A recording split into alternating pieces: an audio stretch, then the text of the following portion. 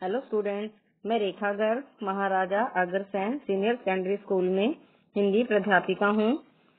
इससे पहले हमने वीडियो में लेसन 1 का फर्स्ट पार्ट किया था। आज हम इसका सेकंड पार्ट करेंगे। इसके अंदर हम पहले लेसन के अन्य पद करेंगे। फर्स्ट लेसन का हमारा यह दूसरा पद है। मन की मन ही मांझ रही। मांझ का अर्थ है में। कहिए जाई कौन पे उधो नाही परत कही। गोपियां हैं, वो उधो को उलाहना देते हुए कहती हैं कि हे उधो, हमारे मन की बात तो मन में ही रह गई।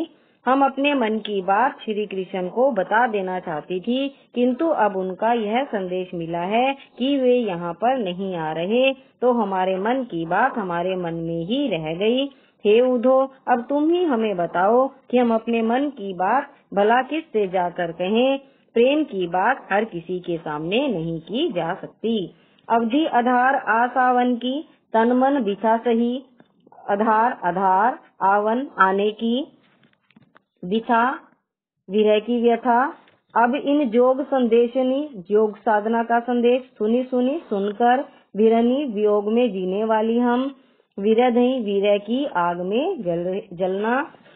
गोपियां कहती हैं कि हम अब तक श्री कृष्ण के लौट आने की आशा को अपने प्राणों का आधार बनाए हुए थी। इसी उम्मीद पर हम तन मन से विरह की व्यथा को सहन कर रही थी, किंतु इस योग साधना के संदेश को सुनकर हमारी विरह व्यथा और भी बढ़ गई है। अब हम विरह की आग में जलने लगी है। यह गोपियां कहती हैं कि चाहती हुती गुहारी तिन्ही तय, उत तय धार बही। चाहती थी, गुहारी रक्षा के लिए पुकार लगाना, जिथी तय जहाँ से, उत्तय वहाँ से, धार योग साधना की प्रबल धारा। सूरदास अब धीर धरी धैर्य रखें, मर्यादा मर्यादा। यह हमारा दुर्भाग्य है कि जिधर से हम अपनी रक्षा के लिए सहारा चाह रही थी, उधर से ही योग साधना की धारा बह निकली है। कहने का अभिप्राय है कि गोपियां चाहती थी कि श्री कृष्ण वहां आए और उनकी व्यथा को दूर करें, परंतु उन्होंने योग साधना का मार्ग अपनाने का संदेश भेज दिया है।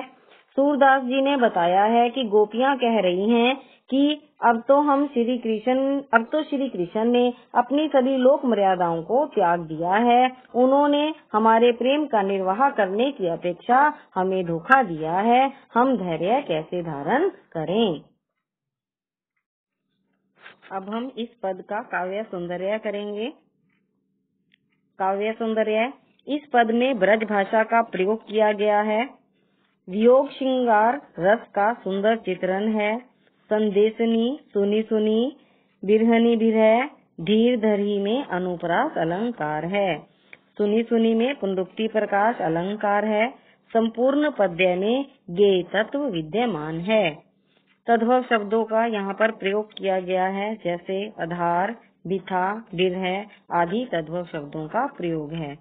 धार में प्रतीकात्मकता विद्यमान है, माधुर्य गुण है और गीतात्मकता है। अब इस पद का भाव सौंदर्य, इस पद में कवि ने गोपियों के विरह भाव का मार्मिक चित्रण किया है। गोपियां श्री कृष्ण से प्रेम करती हैं, वे तो सोच भी नहीं सकती कि उन्हें कभी उनके प्रेम से वंचित होना पड़ेगा।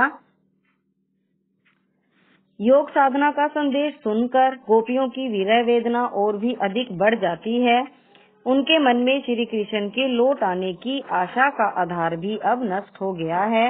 वे निराशा के भावों से भर उठी और उन्हें ऐसा प्रतीत होने लगा है कि उनकी मर्यादा तो पूरी तरह से ही नष्ट हो गई है।